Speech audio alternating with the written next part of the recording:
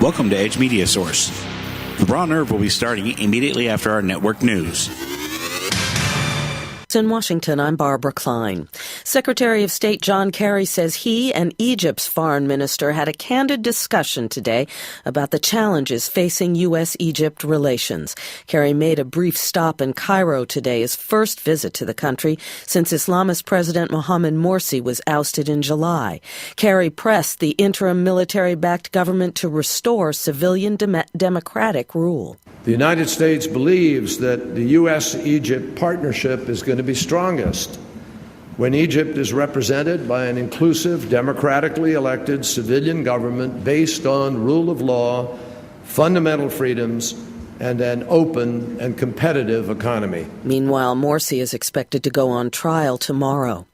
French President François Hollande is calling the killings of two French reporters in northern Mali yesterday a heinous and despicable act. NPR's Eleanor Beardsley reports. Hollande is holding an emergency meeting at the Élysée Palace aimed at shedding light on the double murder. The two journalists from Radio France Internationale, the French equivalent of the Voice of America, were kidnapped just after interviewing the head of a Tuareg separatist group. Their bodies were found riddled with bullets about 7 miles outside the Mali city of Kidal. The incident highlights the violent and unstable atmosphere that still reigns in the north of Mali, a few months after French troops intervened to oust Islamist radicals. The two journalists were 51-year-old Ghislaine Dupont, who had covered the continent for the last 25 years, and 58-year-old Claude Verlon, a veteran field reporter and engineer. Eleanor Beardsley, NPR News, Paris. In London, the jury in Britain's phone hacking trial has been hearing details of misbehavior by Rupert Murdoch's tabloids, including intercepting voicemails and making illegal payments to get stories about celebrities and royals. Among the defendants, editors of the now-closed News of the World, Rebecca Brooks, and Andy Coulson, who later went on to become the communications chief for Prime Minister David Cameron. NPR's Philip Reeves reports the first few days of testimony have painted a picture of a no-holds-barred battle for scoops. The prosecution says the News of the World hacked into the voicemails of many, including actors Jude Law and Sienna Miller, several senior British government ministers, and a murdered teenage girl. It says this started when Brooks became editor and continued after Coulson took over.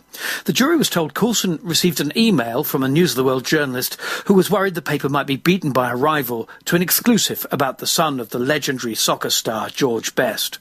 Coulson wrote back, "Do his phone." The prosecution says after moving on to become editor of Murdoch's tabloid The Sun, Brooks agreed to pay a soldier for a snap of Prince William wearing an open Hawaiian shirt and a yellow bikini at a James Bond party. Philip Reeves, NPR News, London. This is NPR. The Obama administration and congressional lawmakers are rejecting Edward Snowden's request for clemency for charges of leaking classified information. The former NSA contractor used the plea in a letter that was given to a German politician who visited him last week in Russia. But White House advisor Dan Pfeiffer says Snowden violated U.S. law and should return to face justice. Snowden's leaks have triggered a firestorm among U.S. allies over allegations the U.S. spied on them. In a New Orleans courtroom tomorrow, oil giant BP will try to reverse a multi-billion-dollar settlement for the 2010 oil spill in the Gulf of Mexico. BP had agreed to a payment system worked out with residents and businesses, but now the company is arguing the deal is being misinterpreted, and the administrator is allowing payment for some fraudulent claims. The New York City Marathon was back in action today after Superstorm Sandy forced it to be canceled last year.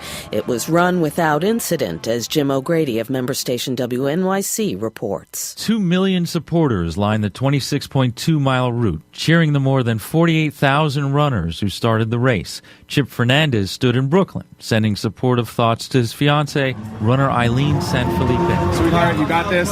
It's going to be easy for you. Hurry up so we can have some barbecue. Marathon organizers say they spent $1 million on security this year, more than twice as much as last year, in response to the Boston Marathon bombing. For NPR News, I'm Jim O'Grady in New York. And I'm Barbara Klein, NPR News in Washington. Support for NPR Make a difference in your community and volunteer at Kitsap Humane Society. We have opportunities for everyone and need help in all areas of the shelter. You can clean, feed, and help socialize animals, or answer phones, greet customers, and help run special events and fundraisers. KHS volunteers also lead programs including our foster program, canine training, and animal-assisted therapy. If you are interested in volunteering at Kitsap Humane Society, visit our website at kitsap-humane.org. Brothers Power Sports has been a locally owned family business in Bremerton since 1949. From new and pre-owned motorcycles, ATVs, scooters, boats, and watercraft, to parts and service and apparel. Brothers Power Sports is committed to being your source for all your motorsports needs, and they're a proud sponsor of the Habitat for Humanity of Kitsap County. Brothers Power Sports, 5205 1st Street in Bremerton, and online at brotherspowersports.com. Stop in and feel the difference at Brothers Power Sports in Bremerton. I'm Elaine Terso with Elaine Terso Photography. I've partnered with Ish Vintage Clothing, the Oxford Suites, and Parties by a Perfect Place to create our unique boudoir, glam, and pinup parties, which is perfect for a girls' night out or bachelorette parties. You choose your theme, get your hair and makeup done, play dress up for the evening, and then receive an accordion booklet of your photos, plus an 8x10 of your favorite photo. For parties or 7 or more, the hostess is free. For more information about our unique parties, visit my website, ElaineTersophotography.com. Bremerton Bar and Grill is your new neighborhood bar and grill. At Bremerton Bar and Grill, they're an American-style, family-friendly restaurant that offers spectacular outdoor dining, happy hours twice a day, 18 draft beers, award-winning menus, and fast, friendly service. Need space for a private party? Reserve the Brad Johnson Private Dining Room and dine in a real bank vault. Bremerton Bar and Grill, 190 Pacific Avenue, right across the street from the ferry terminal in downtown Bremerton. Hey, St. Paul, the voice of reason here. Wanted to send a quick shout out to our friends at Pacific Northwest Artisans. They're a custom concrete and design fabrication company. They can do all of your concrete needs. They can do pathways, walkways, driveways, you name it. You need a new foundation, you're going to do an add-on, give them a call, 731-9812 or 649-0987. Again, that's 731-9812 or 649-0987. Pacific Northwest Artisans, all of your concrete needs. Ish Vintage Clothing and Costumes in Bremerton is your home for quality vintage clothing and costumes and accessories. At Ish, you can purchase the outfit of your choice, or you can rent it. Every rental comes with free accessories you need to complete the outfit, such as belts, purses, jewelry, scarves, hair accessories, and more. Come visit us at Ish Vintage Clothing and Costumes at 249 4th Street in Bremerton.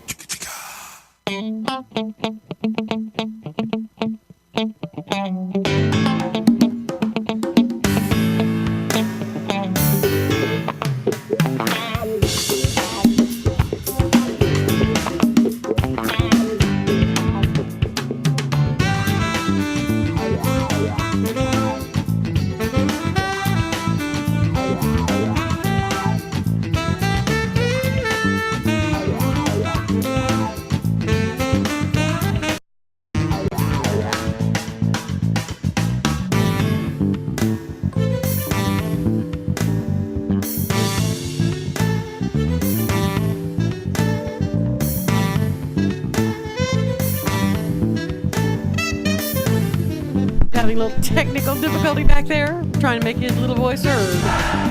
I heard that. I fixed it. You fixed it. I'm so proud of you. Welcome to the Raw Nerve and my week. In what? And my week. In your week? Yes, that's what it is. This is my week. Yeah. Moving week, all that garbage. Well, anytime you've got to move, that you're going to have bad luck just follow you like a cloud. That's just all there is.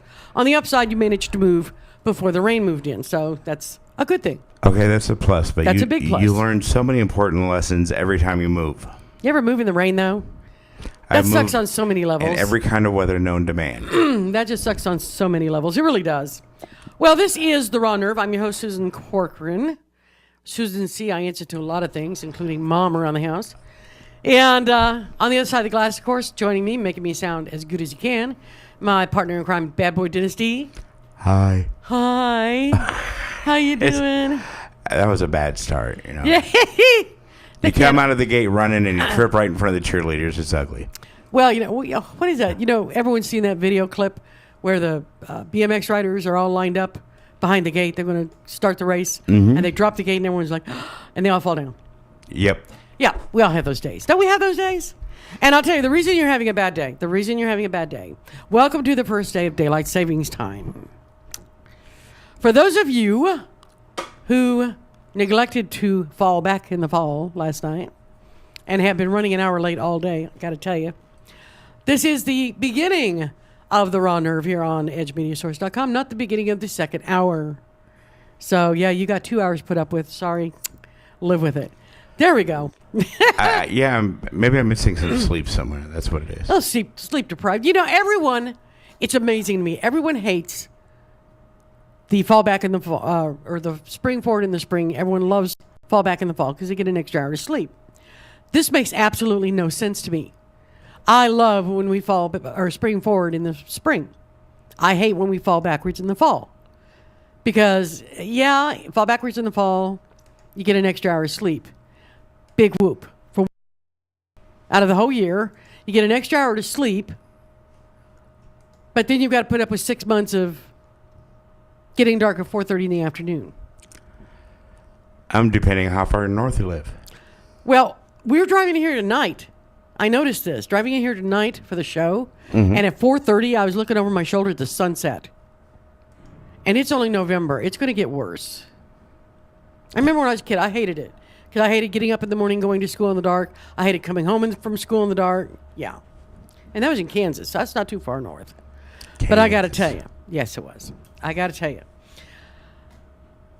In the spring, when you spring forward, you may lose an hour of sleep. But that's always on a Saturday night, which means 99.9% of the people can sleep that extra hour Sunday morning. On 95%. So it's no big loss. And after that first night, you're back on the schedule and you catch up. So I don't see what the big thing is. But I got to tell you, people don't understand. The reason we have winter, yeah. The reason we have winter is because the Earth orbits the sun. And the Earth isn't like this. The Earth is like this. It's at an angle on an axis. And as the Earth circles the sun, when we get into the fall months, the sun hits at a much more oblique angle. We don't get the nice, bright, strong sun rays that we got in the summertime that made it so warm and beautiful and nice. No, we get the kind of, secondhand sun. So it's weak. It's dimmer. It goes away sooner. George Takei, played Sulu on Star Trek. He's big on Facebook. He has a huge following. And he posted today, he's like, why is it in Daylight Savings Time we fall back an hour, but it gets dark 3 hours sooner? Well, that's why. That's why. So I'm like, let's fall back in the spring, and get all the sunlight we can get in the wintertime. Because I'm one of those people, I really need my sunlight. I do. I get testy. See, you would just go weird over the seasonal changes up in Alaska. I could not do that. I couldn't take the 6 hours of daylight, 6 hours of night. I tell everybody in my family I'm not an owl. You go drive by my house at night, and it's the blazing onion of my neighborhood. It's just lit. Because I don't like to sit in the dark. I'm not afraid of the dark, but I don't like to sit around in the dark. I like to go to bed and it's dark. Beyond that, I get up, I want a light. I mean, when I was in Anchorage, when you hit, each of the solstices. Yeah. Yeah. I'm impressed. It can be starting to get dark around, in the winter, around 3. You go up to Fairbanks, even sooner. Yeah. And they actually, on winter solstice, the longest night of the year, they will have 24 hours of darkness. They don't? They do. Oh, they have 24 hours of basically night. Darkness. And then, of course, summer solstice, they get the opposite. 24 hours of daylight. And when I was up there, I was working in bars, and it was very weird for me to go start DJing, and it's light outside. Yeah, that would be kind of weird. And people actually show up and start drinking while it's light outside.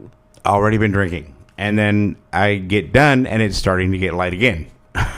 That would be weird. That would be very weird. Drive by all the houses with blankets and aluminum foil covering their windows. Block the light out. You know, I don't know. I might be one of those people that have that the seasonal affective disorder. Mm-hmm. Because when it's in the winter months, if I don't get enough sunlight, you know, like we live in Kitsap County, it's gray. We have rain. Rain, a little bit of snow, rain. That's what we get. Fog, rain. We don't see a lot of sun in the wintertime up here. And it really starts to drag on me. It does. It gets me down after a while. But I'll tell you, daylight savings time, it's one of the universe's great mysteries. It's right up there with, is there an afterlife and who the hell killed JFK? People do not understand daylight savings time. Now, first of all, it was this weekend. It started at 2 o'clock this morning, actually. Most people set their clocks, set them back an hour last night before they went to bed, which was easy to do because if you lived in Kitsap County, most of us didn't have any power. Or if you had power, it had gone off, so your lights or your clocks had to be reset anyway because they're all blinking. I love that when you wake up and every clock in the house is blinking. And you're like, oh, God, no, not again. Yes.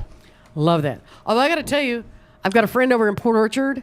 He's been out without power now since yesterday afternoon, and they still don't have any power. Wow. Yeah. This is a friend I was telling you about has to fly into Toronto tomorrow. Yeah. I've got a lot of family out in Port Orchard, and I know it could be tough. They got hit hard. They did. I told him, I said, you know, if you've got to wash some clothes before you go, bring them over to my house. You can run them through, whatever. But I'll tell you, daylight savings time dates back to the good old days when we did everything based on when we had sunlight to do it with. Now, it got more serious because Benjamin Franklin is the one that sort of promoted daylight savings time. He's the one that came up with the saying, early to bed, early to rise, makes a man healthy, wealthy, and wise. Right after that, I think they stuffed him in a barrel of rum in a fit of anger and pique. Yes.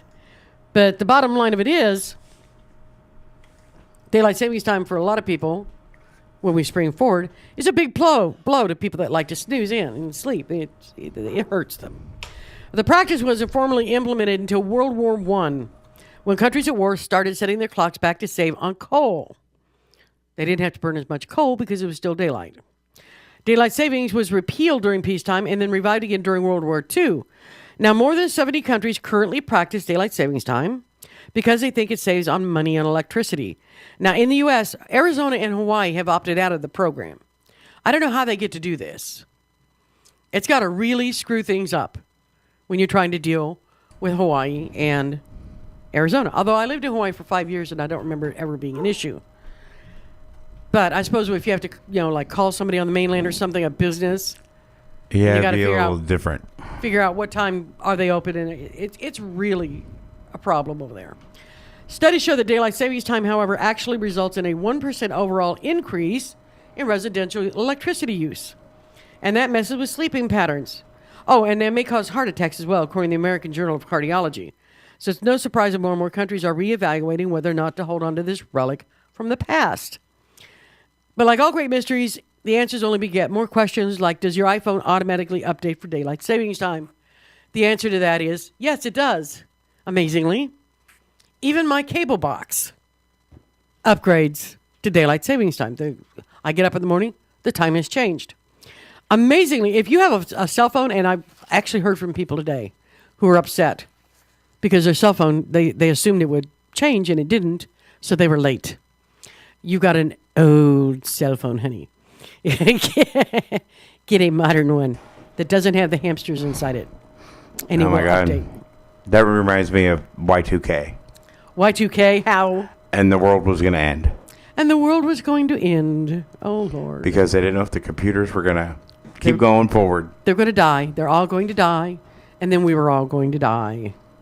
And all the preparation and everything else. And then what happened? Nothing. And you know what amazed me is everyone was running around Chicken Little with their heads cut off. The sky's falling, the sky's falling. It really boggled my brain because the worst they were saying was going to happen at Y2K. The worst they were saying was that computers would cease to function properly. Right? Right. That's the worst they were saying. They weren't saying the Earth was going to shift its axis. We were going to throw the moon out of its orbit. The sun was going to throw a solar flare on, burn us up. No. Just computers are going to stop working. This is how bad we are as a society, that we've gotten so dependent on our computers and our gizmos and our gadgets that we don't remember there was a time, boys and girls, long, long ago in a galaxy far, far away, when we had no computers. None. Oh, back in the days when the kids were the remote control. Yes, I was the remote control. We had 3 channels, and my pop would say, put it on 3. Okay. And what was bad is when your parents couldn't decide what they wanted to watch. Yeah, so you had to sit there and flip, and there's only 3 channels. Yeah, although, you know what's worse than being the remote control is when you had to be the antenna.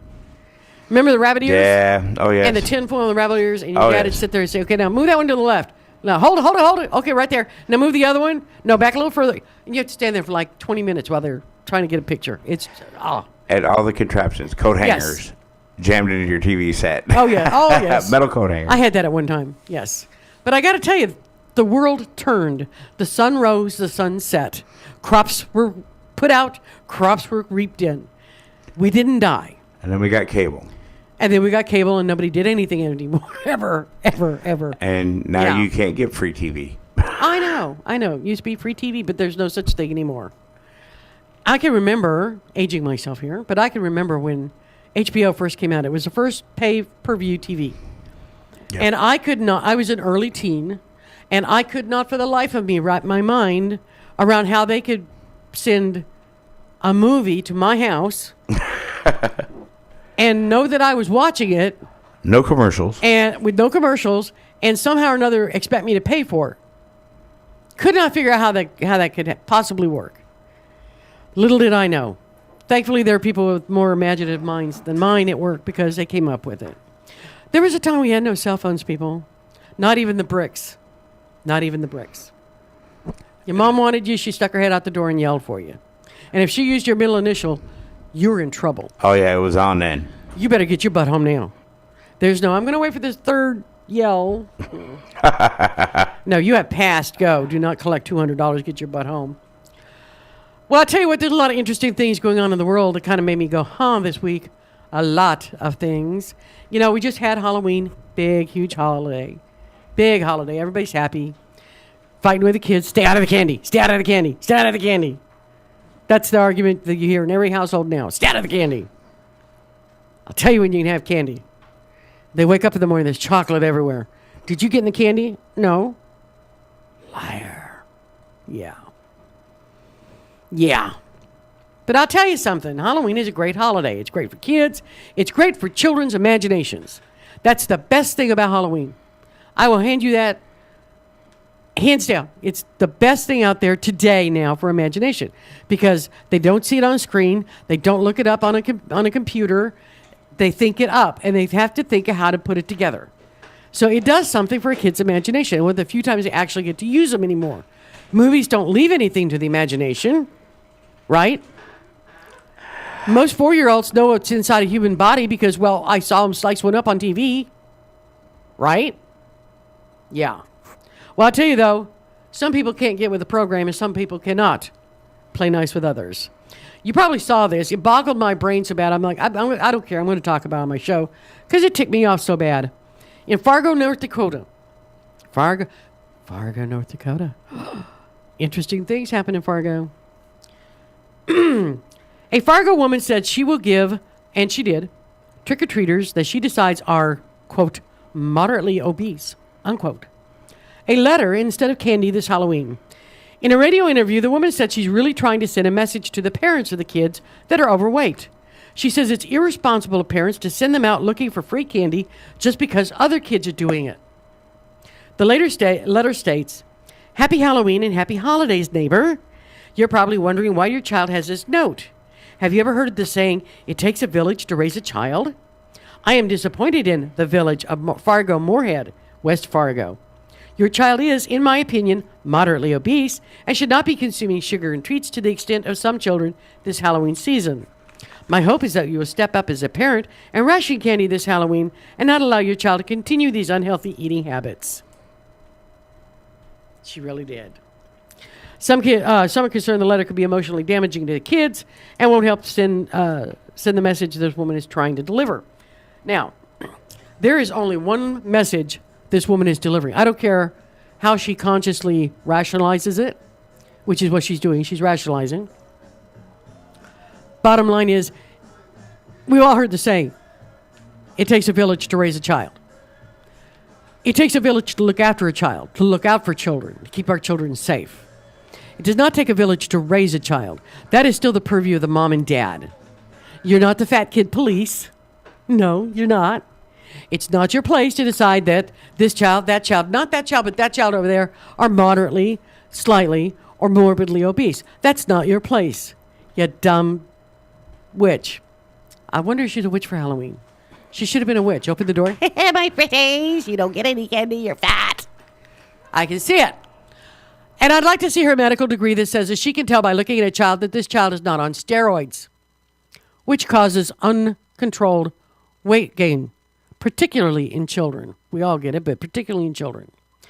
I want to see where she can determine if these children are not suffering from some sort of disease or disorder that causes them to be larger than their peers. I want to know how this woman decides on her own just by looking at a child that you eat too much. You're fat because you eat too much. And you eat too much of the wrong stuff. And your parents don't love you, or they wouldn't let you get fat. That's what she's saying. That's what she's saying. Yeah, and there's that fair share of skinny people that, looking like they need a sandwich thrown down their throat every couple of hours. Oh, yeah. Oh, yeah. But the point of it is, it's not my place or your place or anybody else's place, except maybe the child's doctor, to have this conversation with the parents that, well, your child needs to lose a few pounds. Because your doctor knows if the child is large because they eat too much, or if they're large for a medical reason. And if you don't have that knowledge, you don't have that right, so keep your damn mouth shut. That made me so angry when I saw that. I just could spit nickels. It's sort of like the people on Facebook, and I talk about Facebook a lot. I love Facebook. You can have the most profound thing in the world to say on Facebook and put it out there. But God help you if you put in THERE instead of THEIR, because 47,000 people will jump down your throat, not having a clue what you actually said, but going to correct you that you said you used the wrong word. They're the grammar Nazis.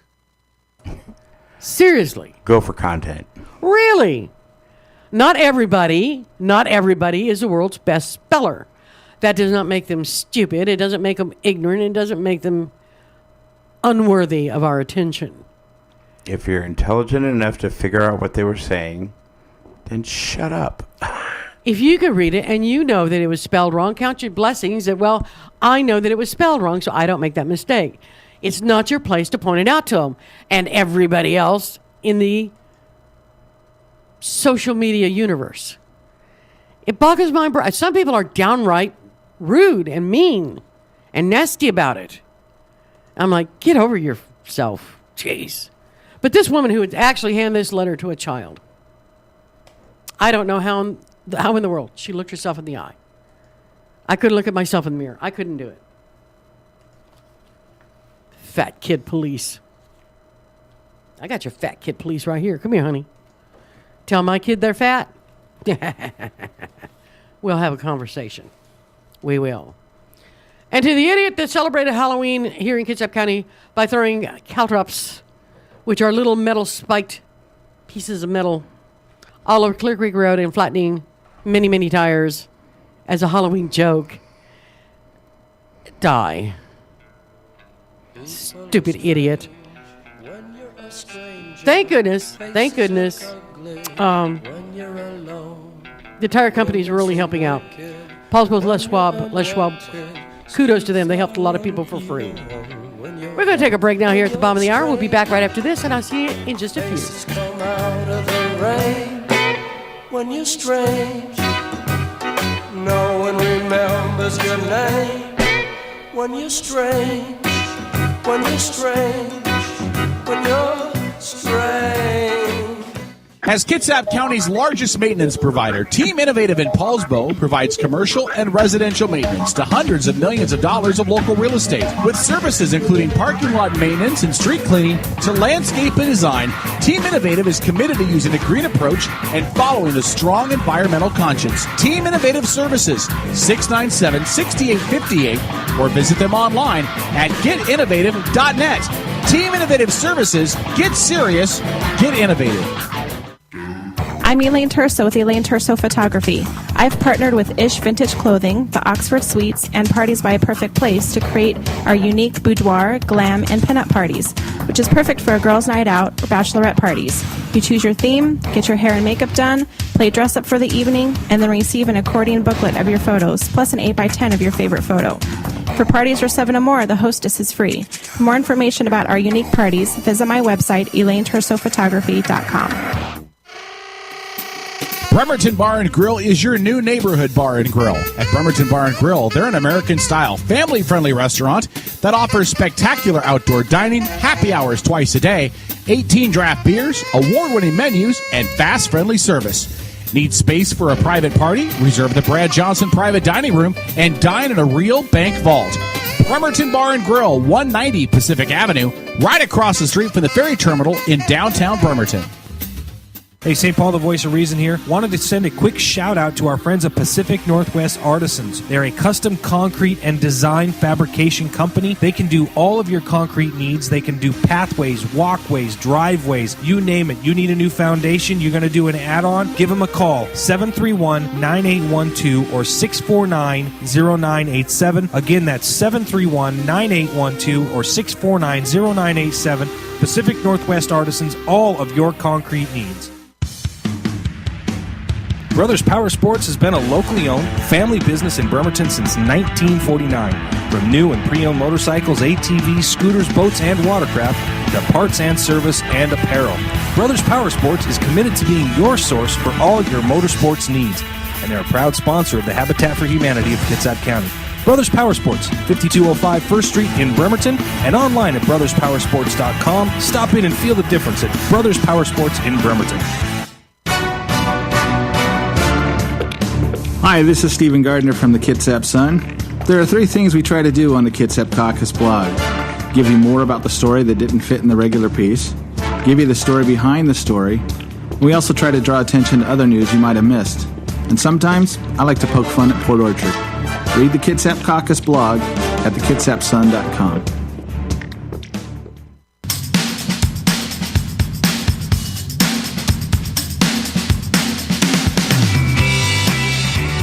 And welcome back to the Raw Nerve with your host, Susan C. You can call into the show with the correct telephone number. That is 253-617-1440. Now back to your host. Here she is, Susan C.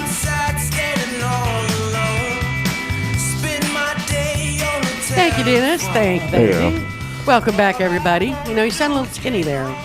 I'm falling down the hill. You're falling down the... All right, honey. A little skinny. We'll stick a fork in you when you're done. He'll stop the roll. You'll stop. Yeah, and so does the bottom. Don't look now, it's at the bottom. Yeah. Welcome back, everybody. This is, I'll tell you, today's a pretty day. It was sunshiny. It was nice. Hope the kids got in play. Because tomorrow at some point, I think in the afternoon, the rain is supposed to move in and it's supposed to stay for a while. We live in Kitsap County. We know what that means. A while. Yeah. Well, about the time we, spring forward in the spring, maybe it'll be letting up a little bit. Yeah. We rust here, I'll tell you. Well, there are just times I like to think that I have reasonable expectations of the world. I like to think that I am a reasonable, pragmatic realist. I know how things work. But I got to tell you, every once in a while, I am surprised. A Port Orchard man is being held at the Kitsap County Jail on $1 million bail. $1 million bail. After he was arrested for suspicion of DUI for the 13th time.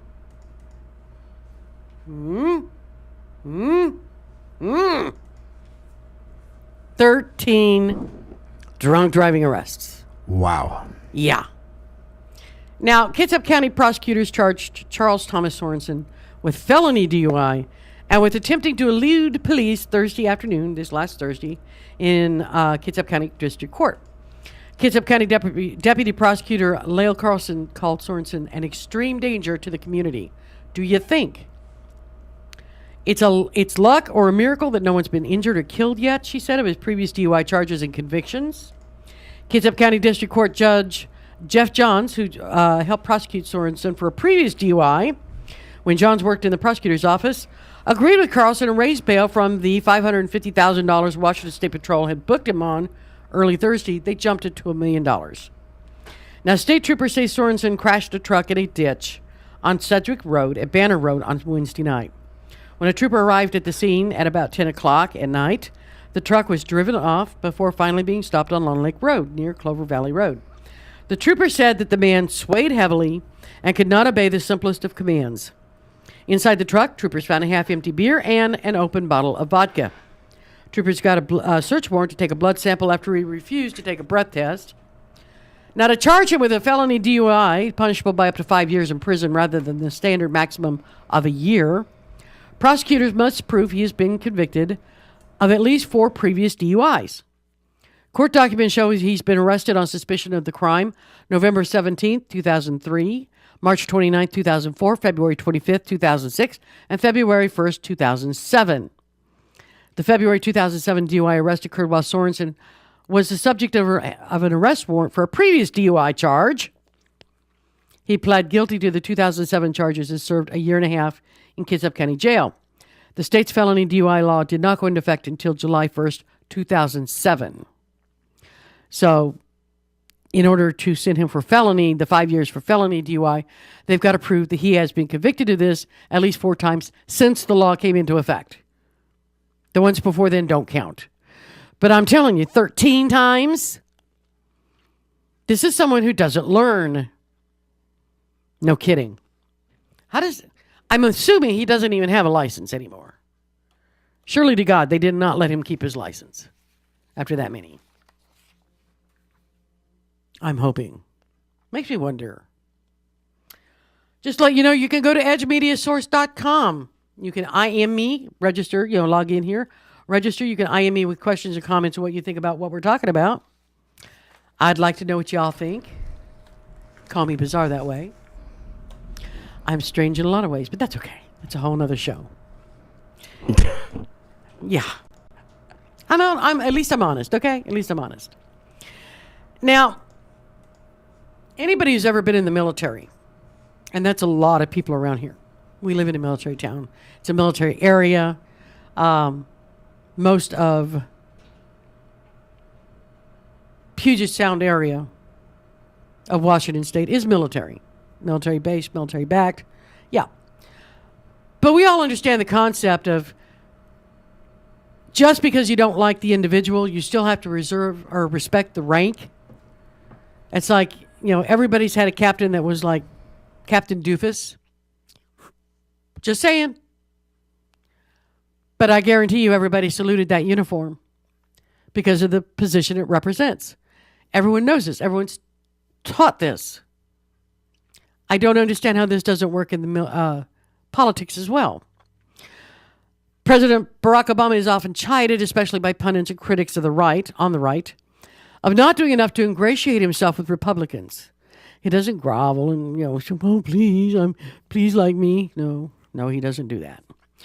But if a recently shared anecdote from his friend Senator Dick Durbin, a Democrat from Illinois, is to be believed, and there's no reason at this point to not believe it, he is being shown an unprecedented level of disrespect for a sitting president by his conservative opponents.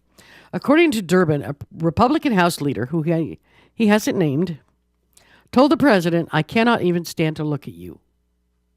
That's a quote. Many Republicans searching for something to say in defense of the disastrous shutdown strategy will say that President Obama just doesn't try hard enough to communicate with Republicans. Durbin said in a Facebook post that he said, but in a negotiation meeting with the president, one GOP House leader told the president, "I cannot even stand to look at you," unquote. What are the chances of an honest conversation with someone who has just said something that disrespectful, Durbin said.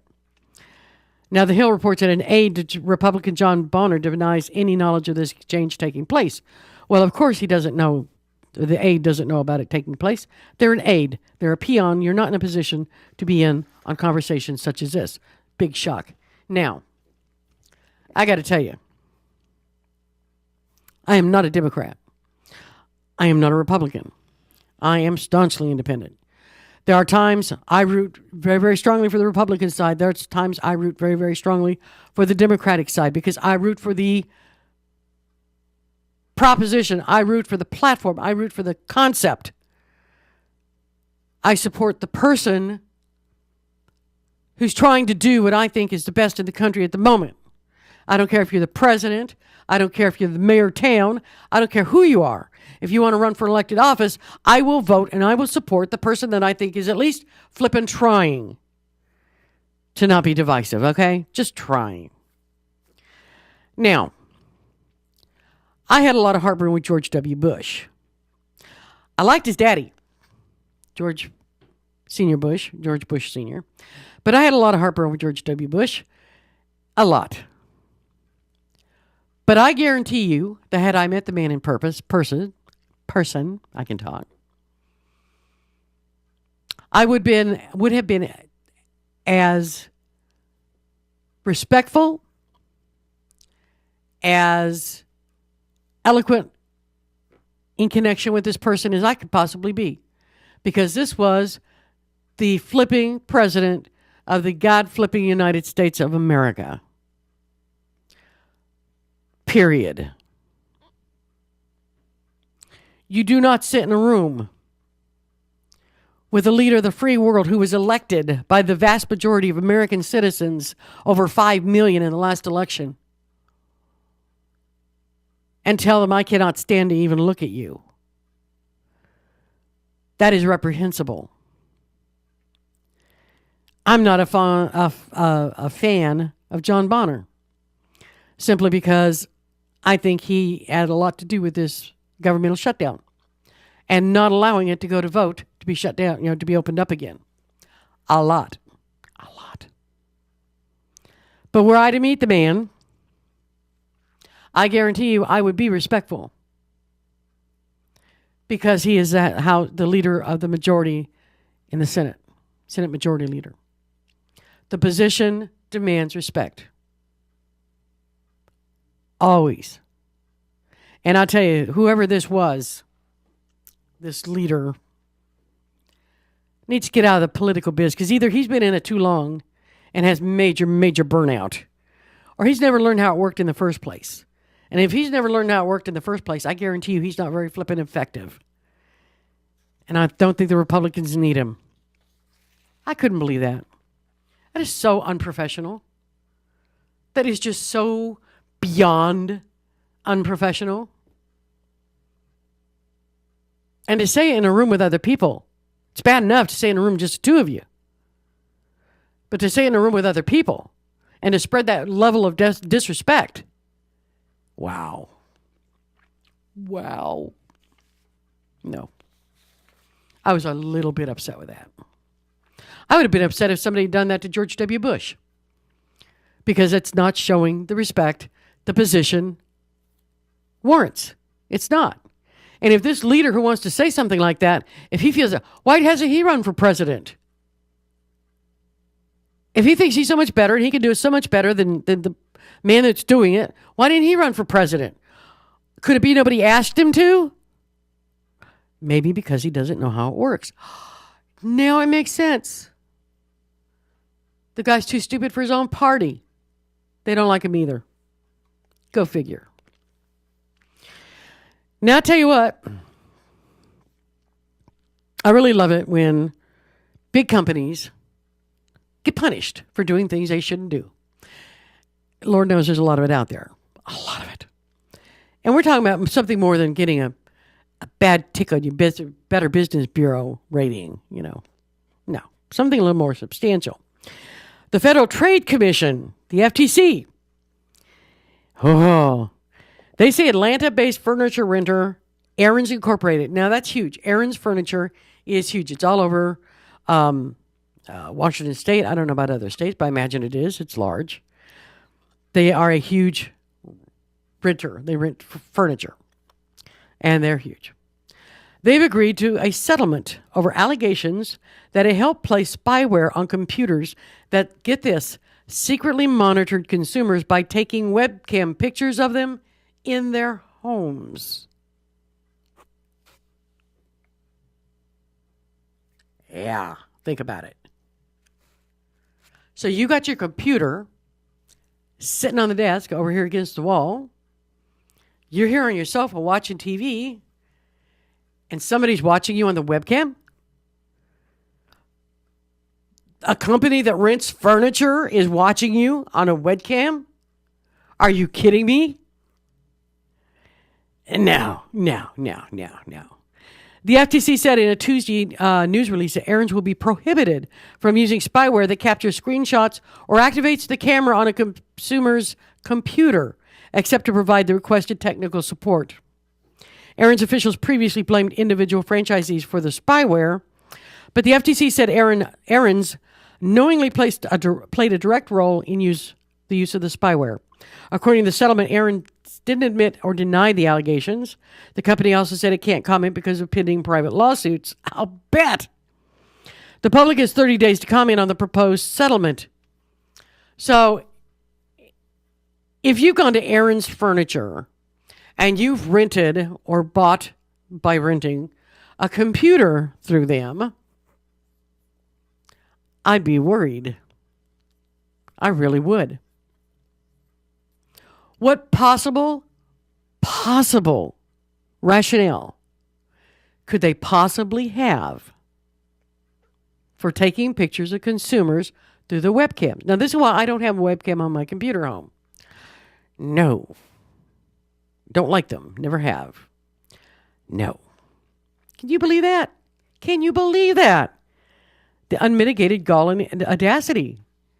My God. Boggles my brain.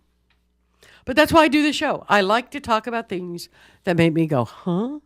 And boggle my brain. Because I've got to figure I'm not the only person out there who has these same sensibilities. There have got to be other people out there who read a story like this and goes, are you kidding me? I can't be the only one. Can I? Let's hope not. Another company in Everett has agreed to pay $37,500 to an Army reservist demoted and then fired following his deployment to Iraq. Now understand, businesses, if you have an employee who is a reservist, an Army, military reservist, whatever, and they are deployed, you are required to hold their job open for them until they come back with no punishment for it. This is how they get people to sign up to be in the reserves. Because otherwise people say, I can't do that. I couldn't leave my job. I'd lose my job.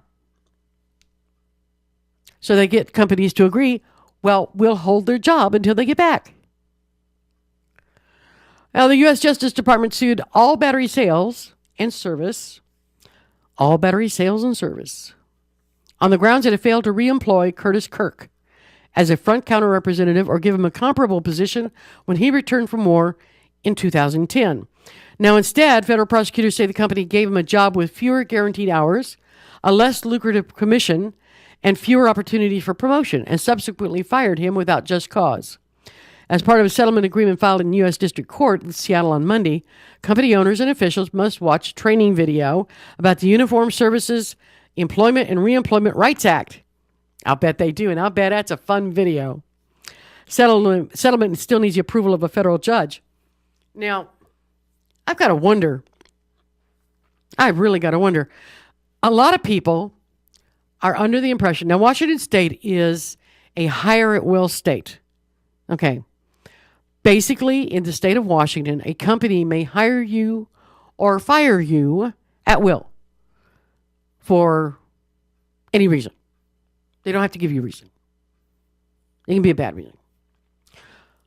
So people are under the impression that, well, if I get fired from a job or laid off, well, so let's just stick with fired for a job. If I get fired from a job, I had absolutely no recourse because it's a hire and fire at will state. This is not true.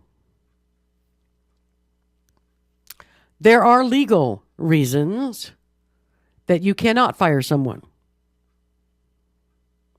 Legal. And we're talking federal law. The feds are involved. There are reasons you cannot fire a person.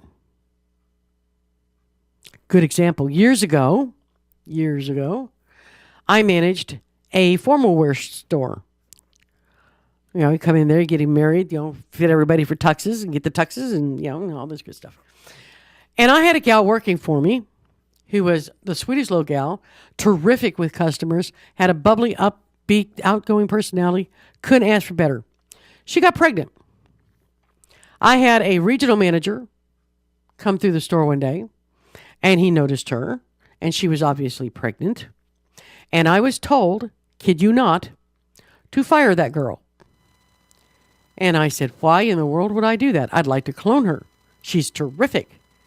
And I was told she is not, fill in the name of the company here, material. The only reason for this? Because she was round and pregnant. Kid you not. I said I wouldn't do it because it wasn't legal. They said I could find another job if I didn't want to do it. I found another job. It wasn't that hard. There are still reasons you cannot fire somebody. And if you think that there's a possibility that you were fired for a reason that was not valid, that was not legal from a federal point of view, under the rights and responsibilities of companies and business in the state have to follow, check into it. Follow up on it. Look into it. Absolutely. I think it's bad enough that someone that I care about very much got fired from a large chain store because through circumstances not of her control, she was arrested, never convicted of a damn thing. Never.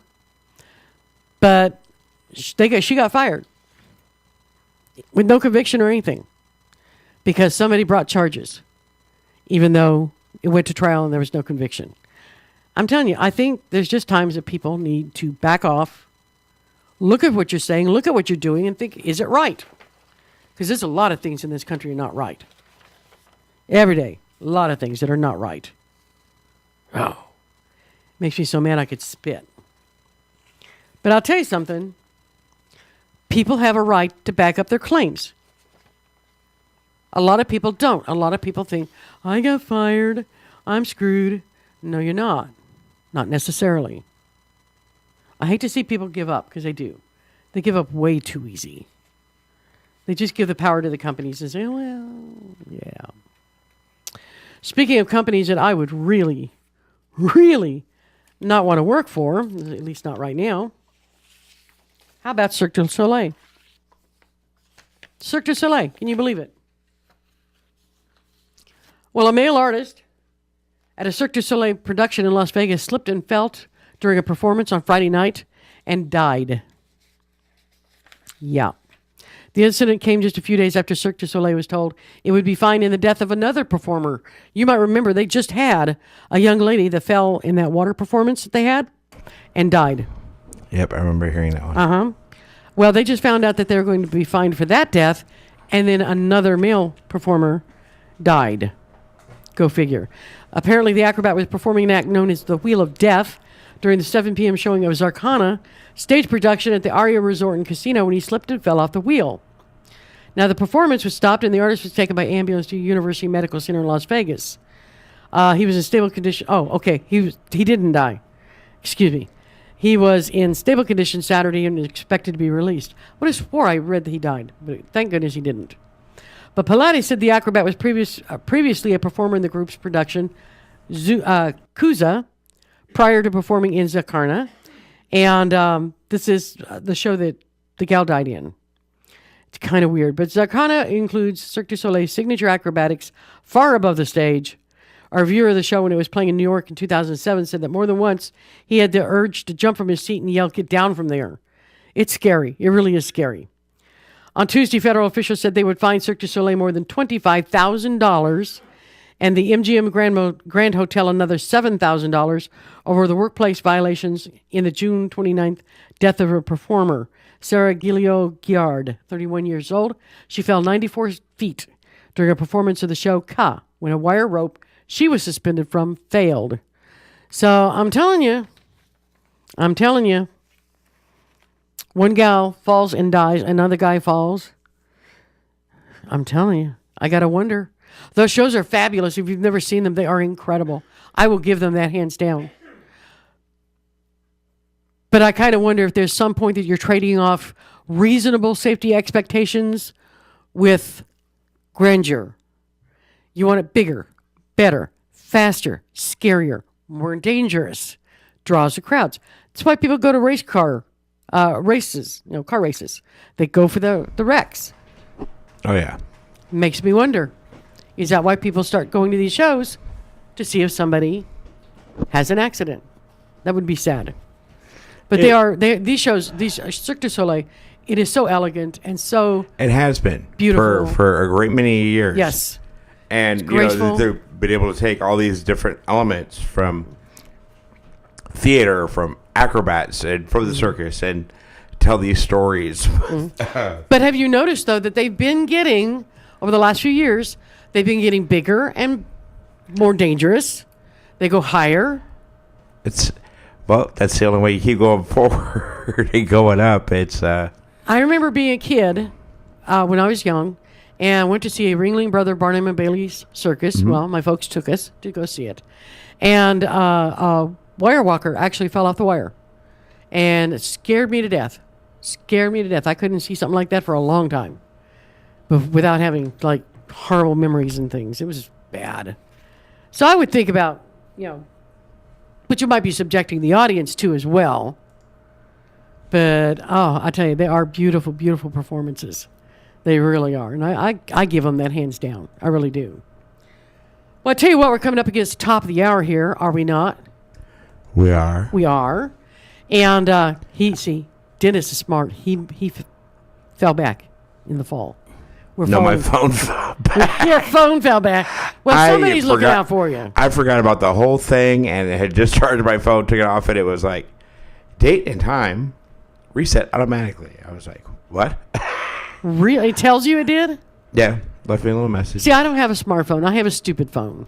If you saw it, you'd laugh. It is such an old, antiquated phone. I have a stupid phone, too, but what's funny is mine's it's the same phone as yours, just a little newer. Very little. Yeah. Well, they're pretty out there, I'll tell you. But I'll tell you, there's a lot of amazing technology out there. Did you read where the big Christmas present for the 4 and Under set is a $238 tablet? Yeah. I don't get that. That's supposed to be the big Christmas present this year for the 4 and Under set, a $238 tablet. Not in this lifetime, honey. Could you imagine giving a 4-year-old a $237 anything and say, play with this? No. Does the term Dennis the Menace mean anything to people? Do people not read this anymore? That's not far from the truth. Little kids are borderline evil what they can do with things. It's amazing. Yes. Well, I'll tell you what, we're going to take the break here at the top of the hour. We'll have the news break. That's always fun to keep up on what's going on in the world. Usually. And for those of you who did forget to fall back, we will come back after the news break for the second hour of the Raw Nerve. Yeah. Probably. All the people that forgot to set it back, and they didn't have phones that made the connection. And they're like, when this is second hour, it's 6 o'clock. No. We'll be back in just a few. Hang in there with me. Bye-bye.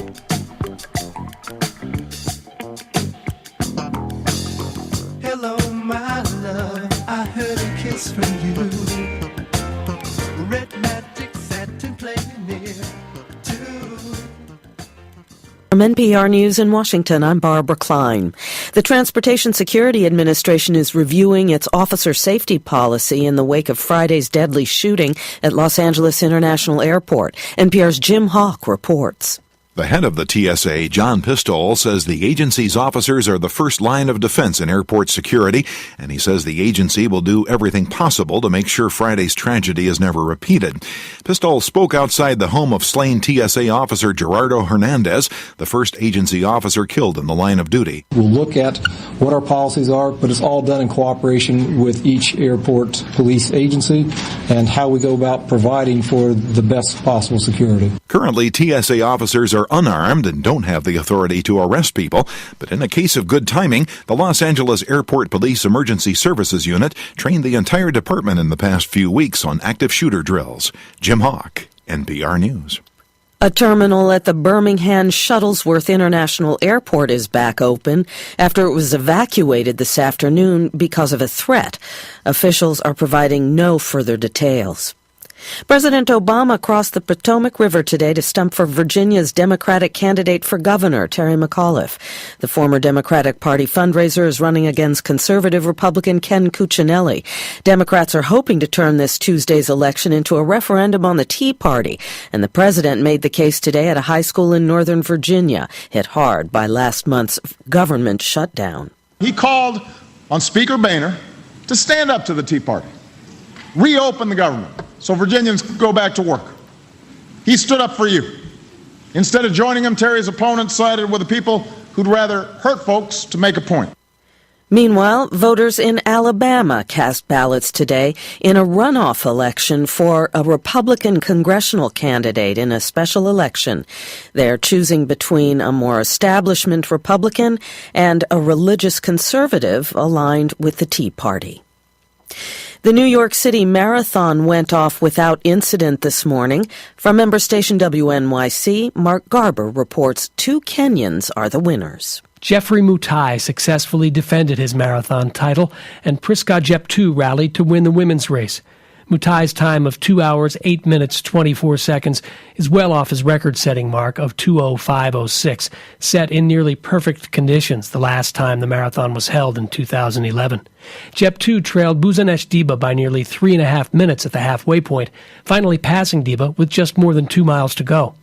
The race was canceled last year because of the destruction of Superstorm Sandy, and security was heightened to unprecedented levels in the wake of the bombings at the Boston Marathon in April. For NPR News, I'm Mark Garber in New York. This is NPR. Pakistani officials say they're reviewing ties to Washington after a U.S. drone strike last week killed the commander of the Pakistani Taliban. Some Pakistani politicians are calling for U.S. military supply routes into Afghanistan to be closed. The French government says 2 French journalists killed in northern Mali yesterday were coldly assassinated by militants.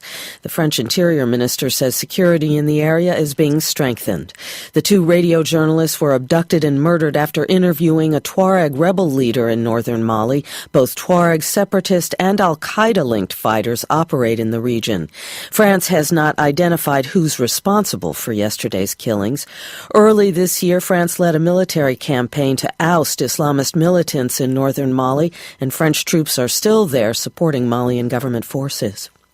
eBay has taken down several auctions of what purports to be Holocaust memorabilia.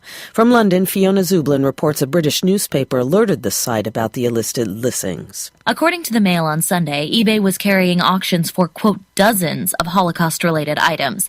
Those included a uniform supposedly worn by a Polish man who died in the Auschwitz death camp, a Holocaust victim's toothbrush, and armbands bearing yellow stars of David that marked the wearer as Jewish. The newspaper took screenshots of the offending items as evidence. eBay says that such auctions aren't allowed on their site and that they've taken down about 30 such listings. The company also apologized and says it has made a $40,000 donation to charity to, as they say, reflect their concern, although they did not specify the money's recipient. For NPR News, I'm Fiona Zublin in London. And I'm Barbara Klein, NPR News in Washington.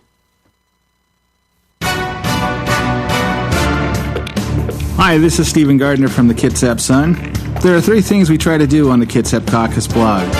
Give you more about the story that didn't fit in the regular piece. Give you the story behind the story. We also try to draw attention to other news you might have missed. And sometimes, I like to poke fun at Port Orchard.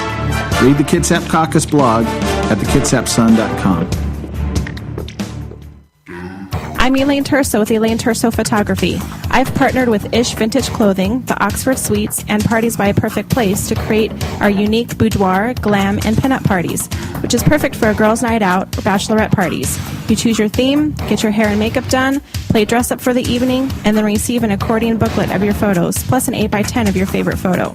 For parties or 7 or more, the hostess is free. For more information about our unique parties, visit my website, ElaineTersophotography.com. Hey, St. Paul, the voice of reason here. Wanted to send a quick shout out to our friends at Pacific Northwest Artisans. They're a custom concrete and design fabrication company. They can do all of your concrete needs. They can do pathways, walkways, driveways, you name it. You need a new foundation, you're going to do an add-on, give them a call, 731-9812 or 649-0987. Again, that's 731-9812 or 649-0987. Pacific Northwest Artisans, all of your concrete needs. As Kitsap County's largest maintenance provider, Team Innovative in Paulsbo provides commercial and residential maintenance to hundreds of millions of dollars of local real estate. With services including parking lot maintenance and street cleaning to landscape and design, Team Innovative is committed to using a green approach and following a strong environmental conscience. Team Innovative Services, 697-6858, or visit them online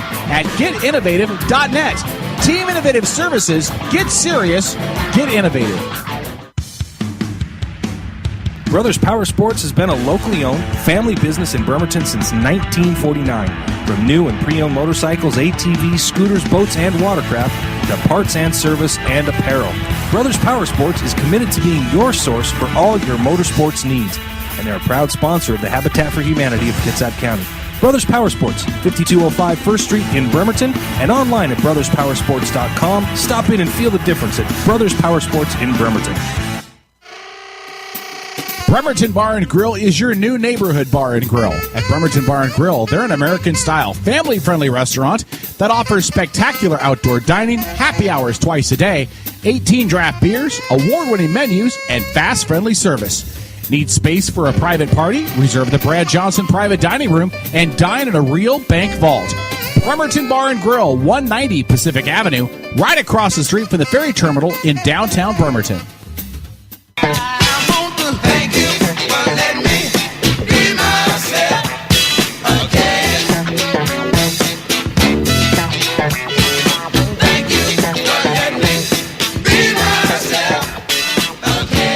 Welcome to hour number 2 of the Raw Nerve with your host, Susan C.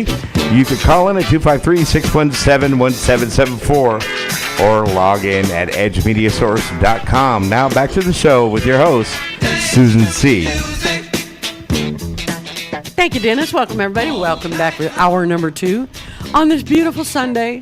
It is nice out right now. It's starting to get a little chilly in the evenings. A little frost on the pumpkin, I'm believing. But still pretty. Just a smidge. No rain yet, but it's coming. It is coming. Now, before, right when we were breaking for the end of the last hour, I had a message pop up on the IM here from Chrissy that says, sounds like an occupational hazard with a huge paycheck attached. Now, this was, we were talking about the Cirque du Soleil performer that fell in the Wheel of Death show during the Las Vegas show. And it's kind of amazing. This happened last Friday night. Fell from this big Wheel of Death thing is I wish I had a visual for you, but it's like a long pivot with 2 giant wheels on the ends, and they walk on the outside of these wheels. It is amazing, and they're way, way up. If he fell off that, it just amazes me that he actually I've survived. seen that. I could bring up something that will show my age.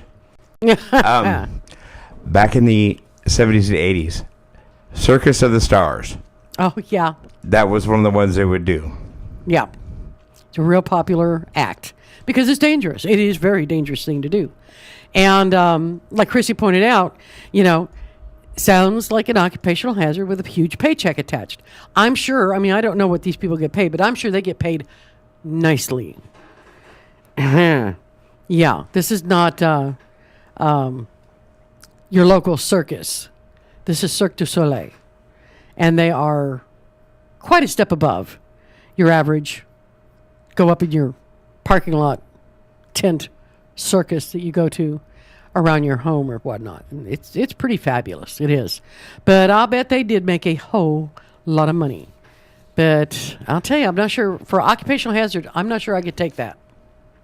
if the occupational hazard is death, I'm kind of like, no, I'm cool. That's fine. I mean, what's going to happen to me here? I'm going to short myself to death here? Be like something on Final Destination movies when death is stalking you, and you see the wire in the wall start sparking, and I don't see it. Yeah, it's coming. That would be odd. But I'll tell you, I hope he has a lot of insurance and whatnot to help cover, because that's a long fall. If he fell off that wheel of death, that's a long fall.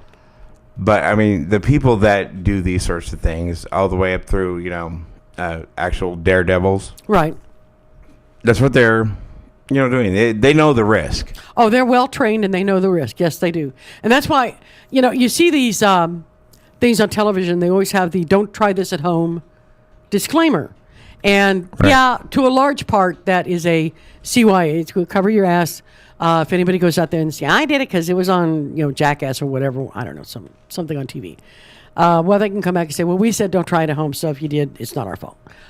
But the bottom line of it is, to be able to do and act like that requires years, literally years of training. It sounds like, well, what's so big? You'll get up, walk around this wheel, It takes years of training. So it's sad that he fell, and I'm sorry he got hurt, and I hope he gets back on his feet and his wheel real quick. But that's a good point. That would be an occupational hazard. It'd be a tough one. Now, this is something that I read this and it made me angry. It just really made me angry. Out of London, eBay has removed from its listings around 30 items of memorabilia from the Nazi Holocaust, including clothing worn by concentration camp victims, after a newspaper investigation discovered they were on sale on the e-commerce website's Britain's Mail on Sunday.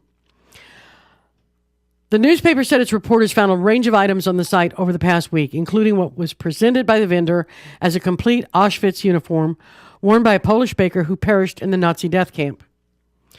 The Mail on Sunday said that it had alerted eBay and that the online auctioneer had removed 30 items from sale and offered to make a donation of $40,000 to a suitable charity.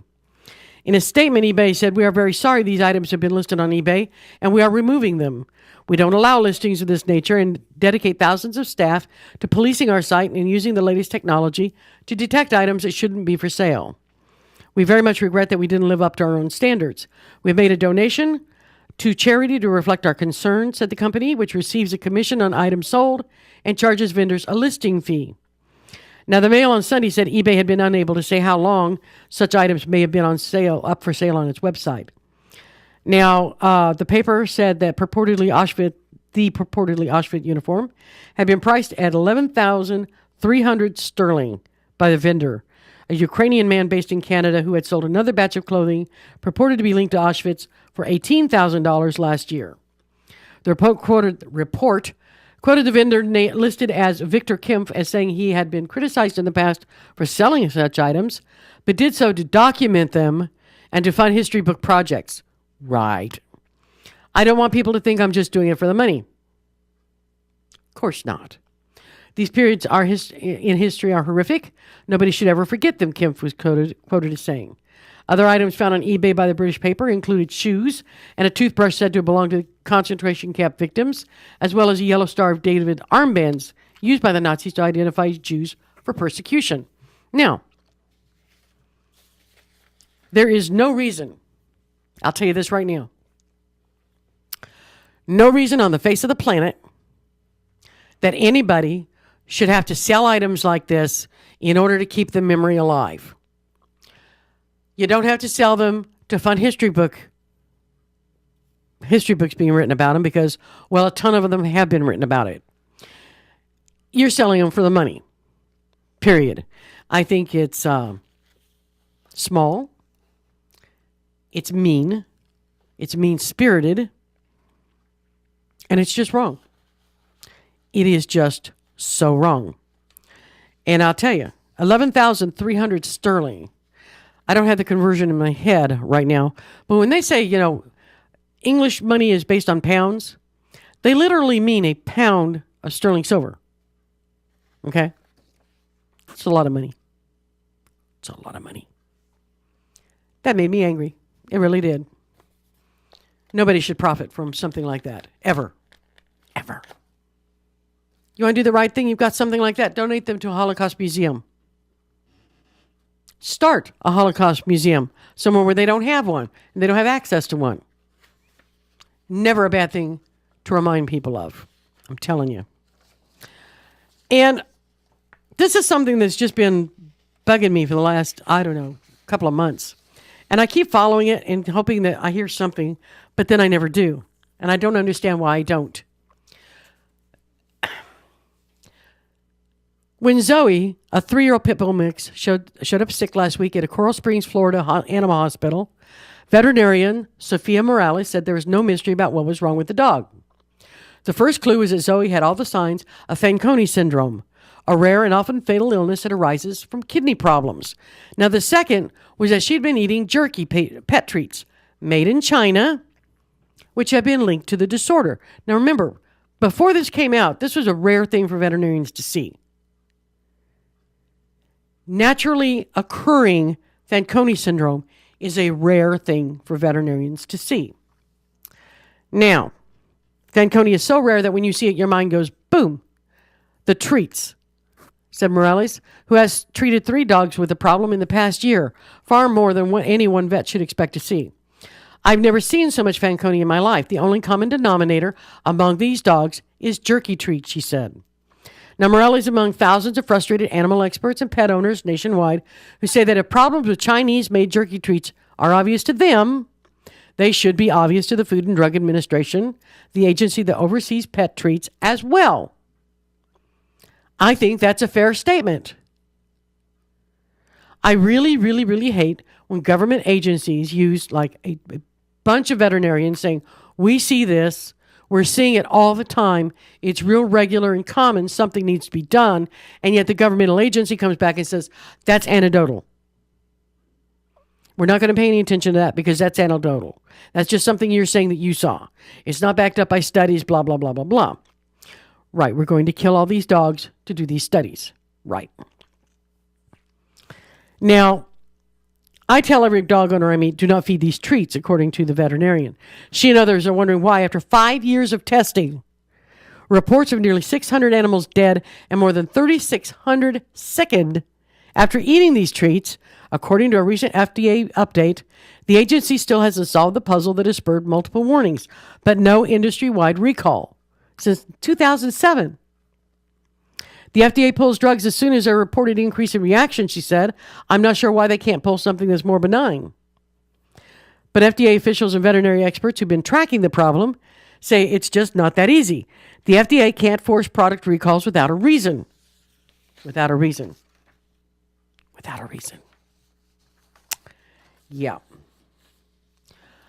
Hartogenesis, who is a deputy director of the FDA Center for Veterinary Medicine, has said so far the FDA network of veterinary labs have failed to find a specific problem. To date, testing for contaminants in jerky treats has not revealed a cause for these illnesses. It's not for lack of trying, according to Lisa Murphy, an assistant professor of toxicology at the University of Pennsylvania School of Veterinary Medicine, one of nearly a dozen labs nationwide assisting the FDA. Now, since 2007, but especially in the past 2 years, the Veterinary Laboratory Investigation and Response Network has been riveted on this issue. It's extremely frustrating for everybody involved, she said. A lot of really smart people with a lot of expertise are looking at this. I can tell you a lot of things that this is probably not, but to the general public, that's not a very satisfying answer. Experts have tested hundreds of treats for dozens of substances, from bacteria and heavy metals to rat poison, melamine, and mold. They've looked into the effects of radiation and in whether or not glycerin used to make the treats is dangerous. They've asked veterinary hospitals to investigate whether there's a genetic glitch in the pets that get sick. So far, nothing. Part of the problem is that millions of pets in the U.S. eat jerky treats every year, but only a fraction of those who consume the pets or the products actually get sick. That's in contrast to the melamine-tainted pet food in 2007, which sickened a high proportion of the animals that ate it. When pets are affected by jerky treats, the symptoms, gastrointestinal problems, kidney issues, can be vague and explained by other ailments. And part of the problem is that the treats themselves, according to Hartogenesis. She said whether they're made of duck, chicken, or sweet potatoes, the nuggets, jerky, and tenders are hard and stiff and difficult to break down as solvents and for chemical analysis. That makes sense. It's hard to break them down. Another issue is that there are few validated tests sensitive enough to detect some contaminants. In January, New York State agricultural officials used tests that found trace amounts of unapproved antibiotics in the treats, a discovery that forced the biggest makers of jerky treats, Nestle Purina Pet Care Corp. And the Del Monte Corporation, to issue voluntary recalls that pulled the bulk of products off store shelves nationwide. Now, how would unapproved antibiotics get in the treats? Are you going to tell me that's accidental? Somebody had a bottle of them that slipped and fell in the vat? That strikes me as kind of odd. Now, reports of illnesses and deaths in pets plummeted, but 10 months later, FDA officials still say that the agency hasn't validated its own test to detect antibiotic adulterants, a move that could keep more treats away from pets. Now, it takes a while to develop the method and to demonstrate that you can repeat it. Because FDA tests are used as a basis for regulatory or enforcement actions, they have to meet higher standards before they're put into place. But to some food safety advocates for pet and human health, and to many pet owners who just want the problem fixed, such explanations ring hollow. To me, there's a causal connection there, and they should have taken action a long time ago. That, according to Tony Corbo, a lobbyist for the advocacy group Food and Water Watch, who has been following the issue. The FDA had the chance to ban jerky pet treats from the U.S. market last year when officials at 5 Chinese plants that make the jerky treats wouldn't let American inspectors collect samples of the products. Does that not ring a red bell there? Red lights going off? Warning, warning, Will Robinson? That would make me wonder and give me pause. But that's just me. Now, U.S. regulations allow the agency to refuse entry to products if they're not allowed to inspect them. Why did they not? A fair question. Why did they not refuse entry into the country of those products they were not allowed to inspect the premises of? Because they're for pets? Now, I think you could probably make the case that the not allowing the sampling was not allowing inspection. Dan McChesney, director of FDA's surveillance arm of the CVM, told NBC News. At the time, we thought it was probably not the best way to continue the research and identify the issues. Yeah, at the time. Right. Wrong decision, said Corbo, who points to a sharp drop in reports of pet illnesses and the deaths after the recalls got the treats off the market. When it comes to poisoning, whether it's an animal or human, the FDA should use every tool in their arsenal. That's an opinion shared by Zoe's owner, Ron Barnhard, 65 of Parkland, Florida, who is semi-retired after heart surgery and relies on his dog for comfort and companionship. He says that he's outraged at the costs, both financial and emotional, of treating Zoe for life-threatening condition that the FDA may have prevented if treats weren't on the market. I'd heard about it, but I didn't consider what I was feeding her as jerky, he said, referring to Zoe's favorite chicken breast tenders. I love this dog. The FDA's Heart of Genesis said officials know that pet owners are upset. Nearly 1,500 reports of new illnesses were logged at the FDA's pet safety portal in the week since the agency announced its latest update. An additional 1,500. There are folks all across the agency that are working on this. I think it's a pretty high priority. There's a core group in CVM are working not to leave any stone unturned. But if U.S. import records are any indication, FDA officials may need to work harder. Records obtained Monday by NBC News showed that Nestle Purina Pet Care Corp. Imported 3 21,510-pound shipments of wagon train jerky treats on October 15th, the first in 8 months. By Friday, the online records have been altered to reflect not the brand name, but generic descriptions of dog treats and chews. Bill Salzman, the Nestle Purina spokesman, wouldn't comment on whether the company had solved the issue of unapproved antibiotics and intends to resume nationwide sales of jerky treats very soon. We're not currently selling jerky treats in the U.S., he wrote, adding, thanks for your question, but we don't comment on our future business strategies. I bet you don't. Now, it's kind of a long story, but it's important. It's important. Pets are dying. And they're dying of kidney disease, which is a rather particularly horrible way to die. For everyone out there who thinks a dog or a cat, it's just a pet. If it dies, you get another one. No big deal. Yeah, it is. It's a big deal. To a lot of people, their pets are their fur babies. That's what they call them, their fur babies. If you'll notice, advertising nowadays don't refer to pet owners. They refer to pet parents. Watch the next PetSmart commercial out there and see if they don't call them pet parents. Yeah. You are encouraged to bond with your pet as you would almost a child. To a lot of people out there, their animals are their children. Because they can't have children or they're an empty nester and the children are gone, these animals fill a necessary void. They are very important. They are very loved and they're very, very wanted. And I'll tell you, for the FDA to allow something to be on the market that is, they're being told by veterinarians across the country, and we're not talking about pet owners saying, well, I gave Fluffy, this treat and she got sick. No, I'm not talking about that. That's anecdotal, right? I'm talking veterinarians who have the means and the resources to identify disease, the testing abilities to find out what it is the problem is in the animal. That's not anecdotal. That's scientific.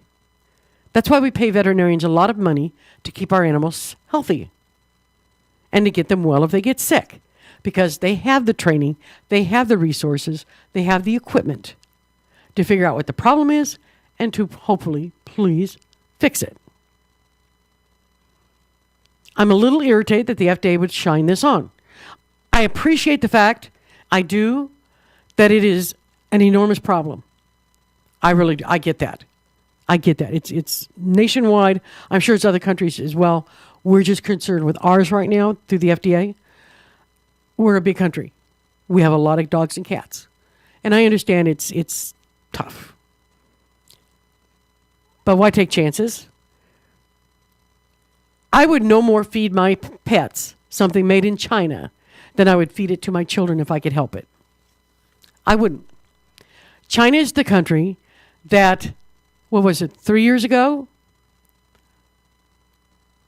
Company officials were actually executed for adding melamine to infant formula. Why would they do that? Because they cut the formula, just like a drug dealer cuts a kilo of coke with crap. They cut the formula to make it go farther, increase their profits, make them more money. Yeah. Any remotely ethically challenged agency, organization, or country like that, I don't need to support. I don't need to buy their products. I sure don't need to feed them to my cats, my dog, or my children. Think about it. And I'll tell you, the fact that this is through Nestle, I've got to wonder. I've really, really got to wonder. Nestle Purina Pet Care Corporation. Purina. Who doesn't trust Purina? Now, me. I don't trust Purina anymore. It's like Beneful. You want to talk about anecdotal? Beneful, dog food. Thousands of reports of dogs getting sick from that. Makes you wonder. So I'm wondering. Flip that package over. See where it's made. If it's made in China, just put it back. Do your own recall. Recall it right out of your shopping basket. You could be saving your pet's life, or at least a lot of suffering. I'm telling you, that's just so... It's unethical. It's inhumane. It's cruel. I don't understand how it's even possible. How do people live with themselves? I don't get it. And I'm just saying, I think the FDA, they should step up and do their job. They should pull these products, pull them off the shelves, pull them off the market, and keep them off the market. And I'll tell you, if a company won't let the inspectors do their jobs, and they won't let the inspectors inspect the premises where the food product is made, No, don't let them import that in our country. Jeez. Think about it. It's pretty cut and dry. Black and white. There's no ambiguity here. Just my opinion. Well, I'll tell you what, we're down here at the bottom of the hour. We're going to take a break here for a few. I'm waiting for a nod. Yeah. We'll be back right after this. I'll see you in a few.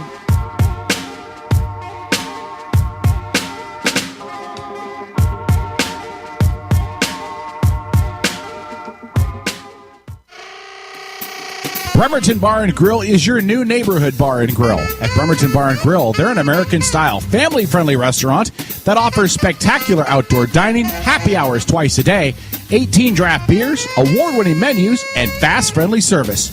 Need space for a private party? Reserve the Brad Johnson Private Dining Room and dine in a real bank vault. Bremerton Bar and Grill, 190 Pacific Avenue, right across the street from the ferry terminal in downtown Bremerton. Hey, St. Paul, the voice of reason here. Wanted to send a quick shout out to our friends at Pacific Northwest Artisans. They're a custom concrete and design fabrication company. They can do all of your concrete needs. They can do pathways, walkways, driveways, you name it. You need a new foundation, you're going to do an add-on, give them a call, 731-9812 or 649-0987. Again, that's 731-9812 or 649-0987. Pacific Northwest Artisans, all of your concrete needs.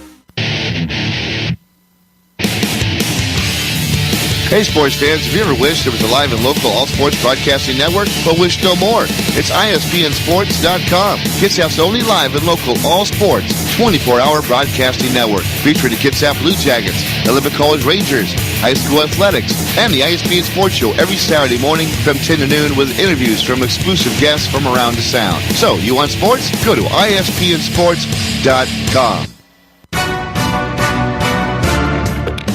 Hi, this is Stephen Gardner from the Kitsap Sun.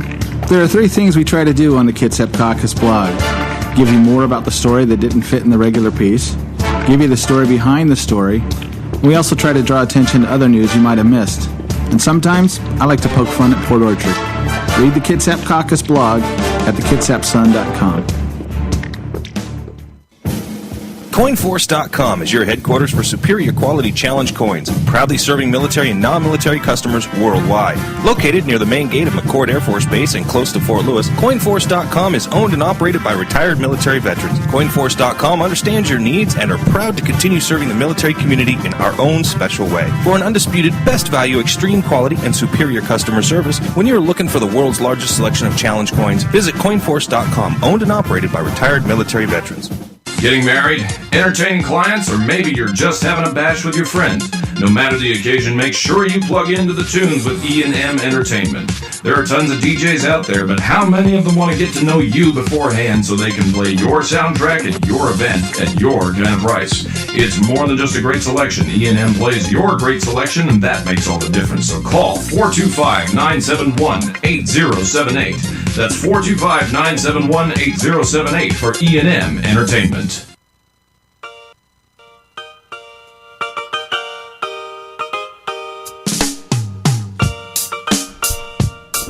And welcome back to the final segment of The Raw Nerve, only heard on EdgeMediaSource.com.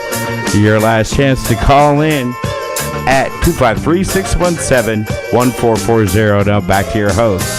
Here's Susan C. Thank you, Dennis. Welcome back, everybody. Welcome back.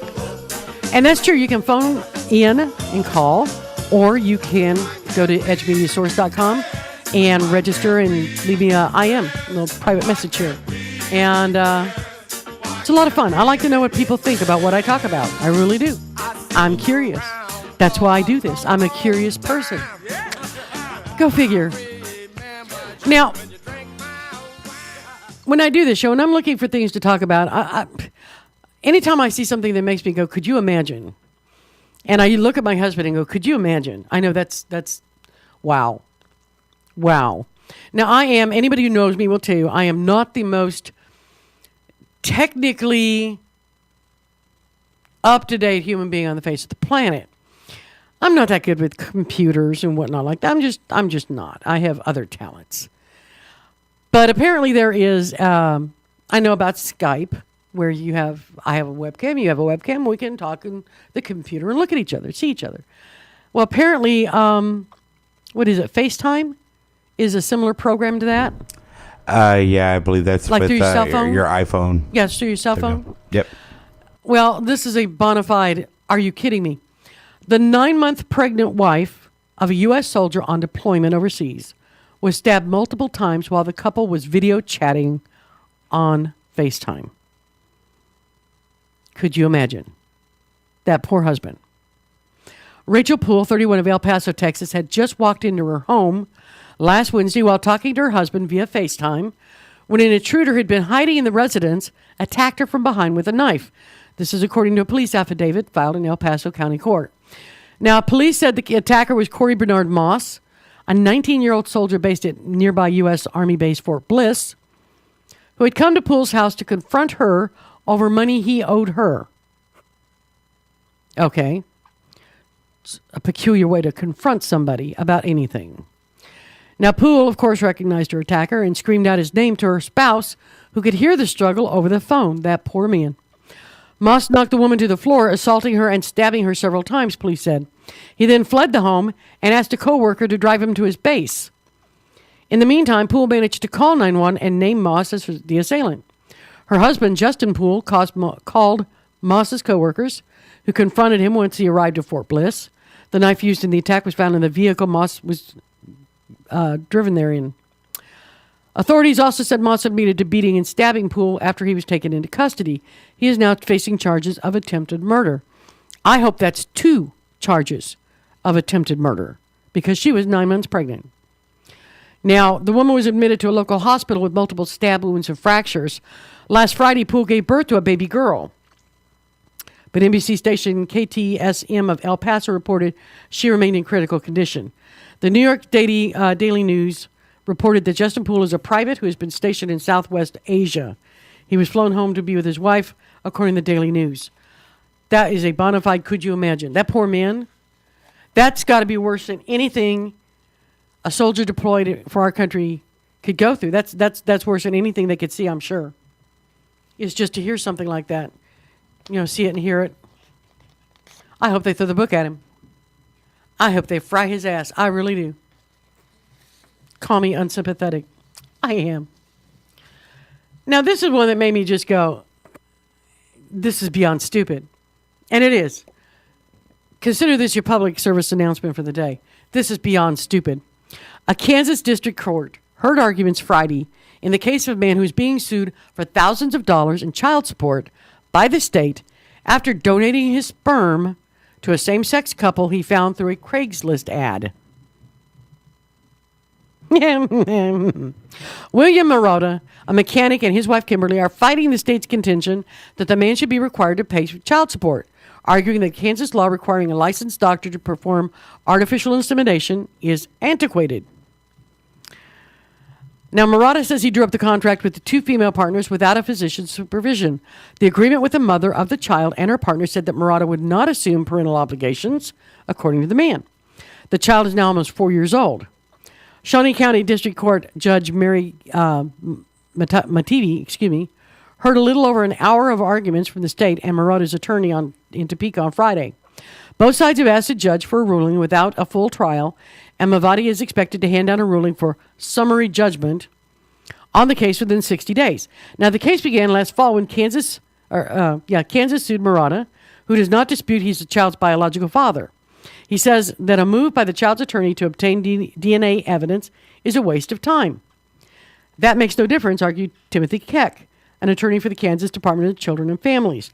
Lawyers said the couple, Angela Bauer and Jennifer Schreiner, used a catheter and syringe to impregnate Schreiner at home in 2009 without a physician present. This is not a case about a sperm donor contract. It's about child support, Keck said on Friday. Marotta cannot get out of the support obligations because he didn't follow state law. The contract they drew up means nothing. Now, this back and forth can go on as far as 2 years. This can last up to like 2 years. I said at the beginning of this that this is beyond stupid, and it is. It is so beyond stupid. You do not break the law, get caught because you broke the law, and then argue, well, you shouldn't be held to it because the law is, in your opinion, antiquated. That's not really the way it works. Now, I'm thinking that if a guy went on Craigslist and found a same-sex couple who wanted sperm so that they could impregnate one of them and have a child, if you don't want to end up being someday facing thousands of dollars in back child support, as this man is, you get a lawyer to draw it up. It's really simple. The money you spend to have a lawyer draw up this contract is going to be a whole lot less than you're going to end up paying 18 years of child support. Not to mention the legal wranglings that are going on now. It's just beyond stupid. I think people who donate sperm in recognized agencies and organizations, I think they're really awesome people. And I think it's wonderful that they do, because they're helping a lot of families or a lot of couples that otherwise couldn't have families. And they should be immune to things like child support later on or something, because they have been vetted. They have a medical background. They know their medical background. They know their family background. They've been screened that they're not a smoker or drug user or whatever. What do you get on Craigslist? I mean, for the love of God, think about it. You give away a dog on Craigslist, odds are it's going to be a bait dog in the next dog fighting ring 2 counties over. That's the fact of it. That's real life. How much, you can say, well, it was on Craigslist. So? Myron. And then get mad about it and sue. Or try to fight it back. He even says he is the child's father. If you want to do this, obviously it was a financial agreement. And from the sounds of it to me, I'd say that the couple are no longer a couple. Now, I'm, editorializing on my own here. I don't know the facts. First admit it. But it sounds to me like I'll bet you the couple isn't a couple anymore.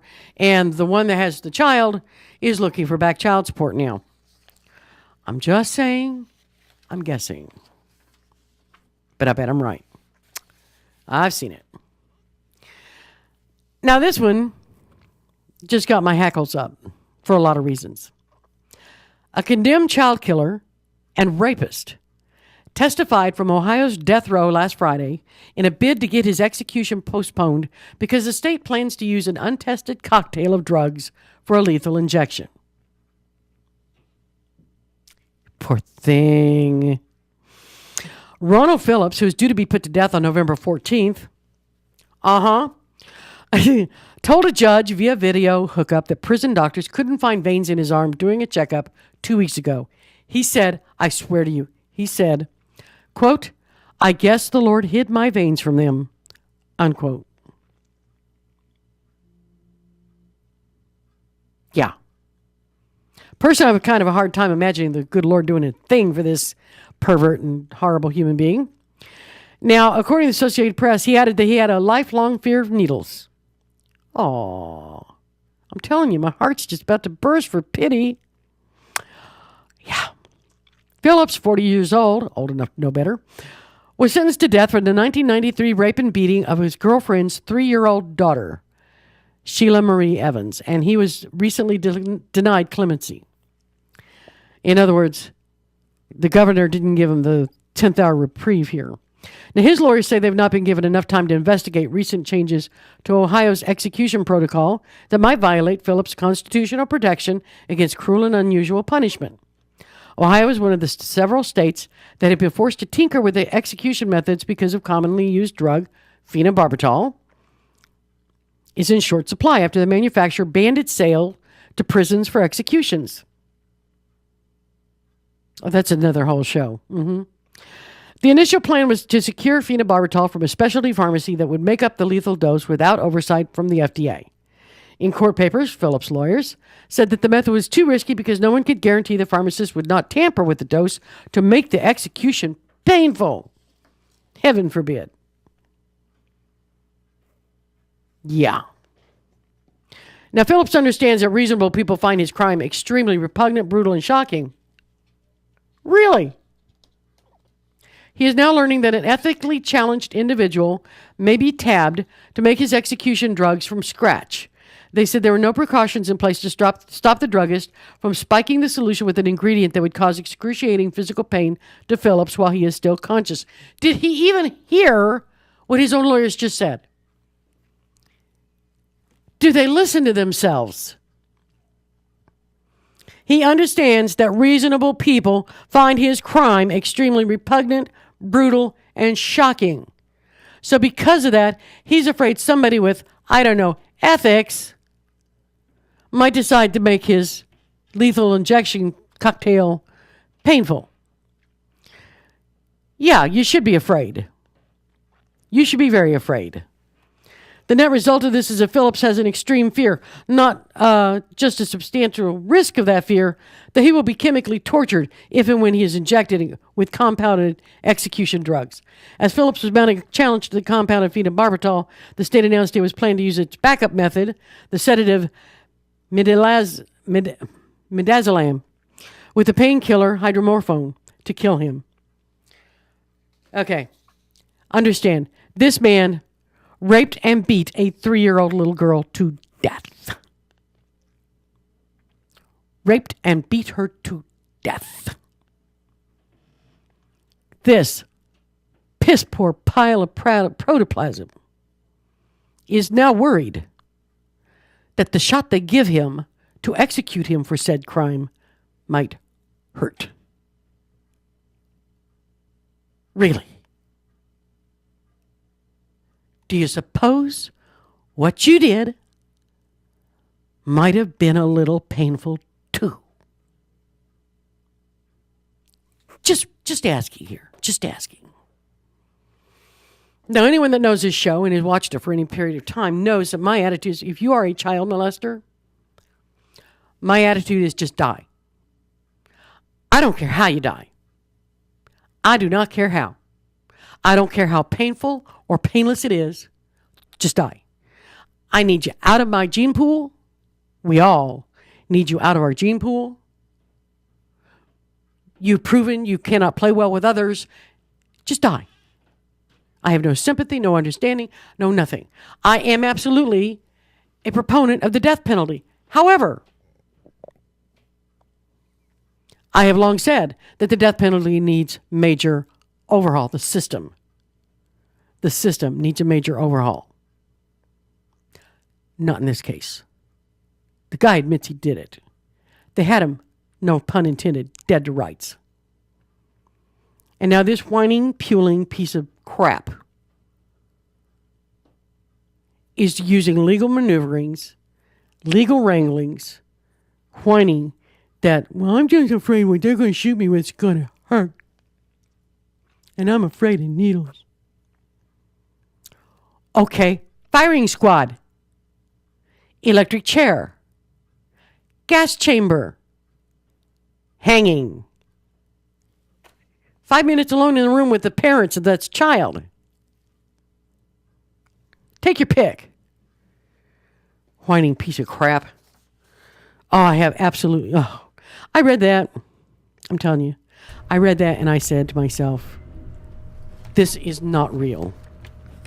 This cannot be real. And it is. It truly is. In Kansas, we hang people. That's one of the options for execution. To be hung. I'm all for it. I'll buy the rope. You want firing squad? I'll buy the bullets. I'll help the state out. I will buy the bullets. What a contributor. I'm just a giving person. What can I tell you? I give and I give and I give. I don't know what to tell you. God. Irritating me no end. Now, on a lighter note, this is one that it cracked me up. It absolutely did. I always said, when I was growing up, I could never be a nun or a pope or something like that. Because one of the things you have to take is a vow of poverty. Yeah. That's a bad one. I don't want to live poor all my life. Okay? I mean, I'm not vain and I'm not greedy and all this, but I don't want to be, desperately poor either. Well, I'll tell you, Pope Francis expelled a German bishop from his diocese this is like a couple of weeks ago, pending the outcome of a church inquiry into his, get this, $43 million new residence complex. This bishop lived in a $43 million residential complex. And he owned it. He owned it. Understand that. The Vatican didn't say how long Bishop Franz Peter Tabretz van Elst, 53, would spend away from the Diocese of Limburg. He's a bishop of Limburg. I don't know why I find that funny, but I do. But it refused calls to remove him permanently. It gave no information on where he would go or what he would do. Now, the Vatican said the bishop was leaving pending the outcome of a German church investigation into the expenditures and his role in the affair. Fellow bishops say that lay Catholics in the diocese, however, expressed doubt he would ever be able to return. This is a crisis of confidence that will be hard to overcome, said the dean of Cathedral Chapter, Gunther Geis. Limburg's Vicar General, the Reverend Wolfgang Roche, who had been due to start January 1st, will instead begin work immediately and will run the diocese during Tabretz van Elst's absence. At the center of the controversy is a huge price tag for the construction of a new bishop's residence complex and related renovations. Tabretz van Elst has defended the expenditure, saying the bill was actually for 10 projects, and there were additional costs because the buildings were under historical protection. In other words, they're like castles. Okay? Dealing with like a castle. I saw pictures. It's a castle. Yes, I bet it's historical. Like from the 12th century. At the center, but in a country where Martin Luther launched Reformation 5 centuries ago in response to what he said were excesses and abuses within the church, do you think? The outcry has been enormous. The perceived lack of financial transparency also struck a chord since church tax in Germany brings in billions a year to the German church. They actually tax their people in Germany a church tax. Yep.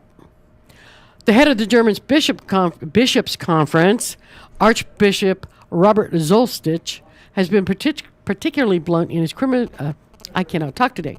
His criticism of the expenditures of the credibility problem it was causing the church. He said the decisive turning point came when Hamburg prosecutors earlier this month asked a court to levy an unspecified fine against a bishop for false testimony in a related case. Lying. Oh my Lord, it gets deeper. Zolcic said that the Church Commission will investigate the cost of the renovation and the financing and how decisions about the restoration evolved. Oh my God. The Vatican stressed that Francis took the decision based on objective information, suggesting the Vatican wasn't being swayed by the popular outcry. Francis has also made it clear he expects his bishops to live simply, setting as an example his own humble lifestyle. Now, I'm not Catholic. Okay, never have been. Never have been. But I got to tell you, I'm impressed with this Pope. I really am. The man drove himself or took the bus. He didn't have limousines. He didn't have people falling all over each other to throw money at him. And on his watch now, this bishop is living in a multi-million-dollar, newly renovated, extravagant in the extreme lap of luxury. I'm kind of thinking, I could be wrong, but I'm kind of thinking the Pope's not going to be happy. I don't think this is what the Pope wanted. I don't think this is a sort of example, shall we say, that the Pope sets. Mind-boggling. Absolutely mind-boggling. I saw pictures. It's incredible. It reminded me of, you remember the movies they used to show, like the old historical movies of Queen Elizabeth and Queen Victoria, and back when they were growing up and whatnot, and everyone wore the fancy dresses, and everybody lived in, gilt houses with giant gilt mirrors and had gold silverware. And amazing. It looked like that. I'm telling you, he was the Sheriff of Nottingham in this one. He really was. I would love to have been a fly on the wall in the room during that conversation. I really would. Well, I tell you what, we're coming up to the top of the hour, which would be the end of my my bit here on the Raw Nerve. Hope you enjoyed it. Be sure and stay tuned because coming up in just a few, we're going to have K-Dog and St. Paul, the voice of reason on Outlaw Radio Network. These guys are nuts, I'm telling you. They do a really good job of reporting on political basis and whatnot. But I'll tell you, when they hit that last hour, the last call, no holds barred, and you better be over 18 because I'll tell you, it gets pretty rough. But I'll tell you, it cracks me up sometimes. It really, really does. The number of people in this world who have a don't do as I do as I say do attitude. Now, my mom used to say that because I'd say, but you did. She smoked. She didn't want me to smoke. Don't do as I do as I say don't do. And I always thought that was the height of hypocrisy to say, don't do as I do as I say do. It's pretty weird when you've got people in the Catholic Church doing it.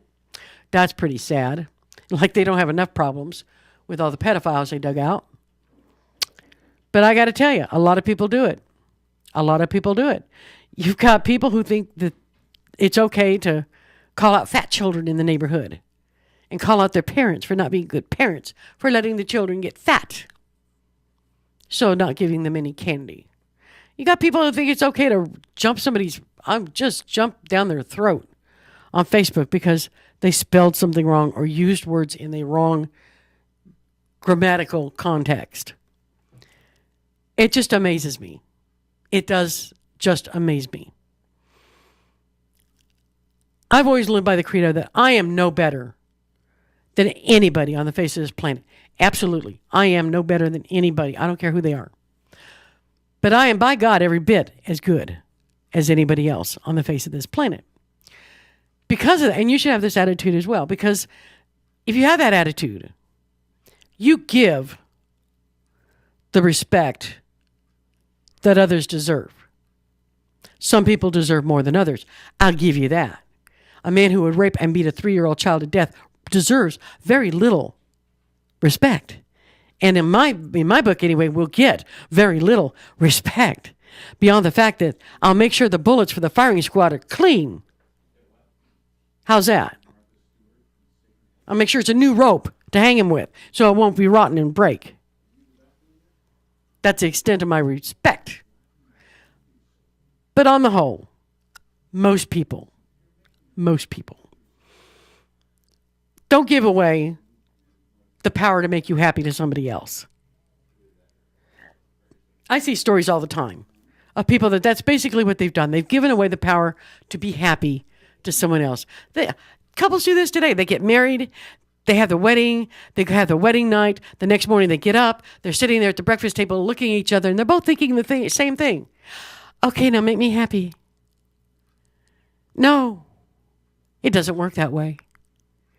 They need to be sitting there looking at each other, moondog, dewy-eyed and all sweet and wonderful. But they should be thinking, what can I do to make you happy? Really? Because I guarantee you, if you wait for somebody else on this planet to make you happy, you'll never find it. Someone claims out here that it's the woman's job to make the man happy. That would be K-Dog, and he's a Myron of unprecedented shallowness, and I'm not even going to go there. Oh my God! And all of a sudden we're going to go back to a happy wife, happy life. No. No, I'm kidding. You know I'm kidding. But no, it's serious. I'm serious. Too many couples sit there and look at each other and say, make me happy. And they expect the other person to make them happy. And you can't. And they can't. Nobody can make you happy but yourself. And I'm sure your mama probably told you that. And it sounded just as stupid when she said that as it sounded to me when my mom said that to me. And I'm like, well, of course other people make you happy. They go out of their way to make you happy. No, they don't. Because nobody can read your mind. Nobody knows what your problem is right now. Nobody knows what you need right now because nobody can read your mind. But I'll tell you something. If you go out of your way, try to make somebody else happy, I don't care who it is, make somebody happy. I guarantee you it'll make you happy as well. Promise. That's it for me. I'll see you next Sunday. Be sure and join me on The Raw Nerve. I'm Susan Corcoran. Bad Boy Dennis D and I will be back then. Stay tuned for the Outlaw Radio Network. I'll see you then.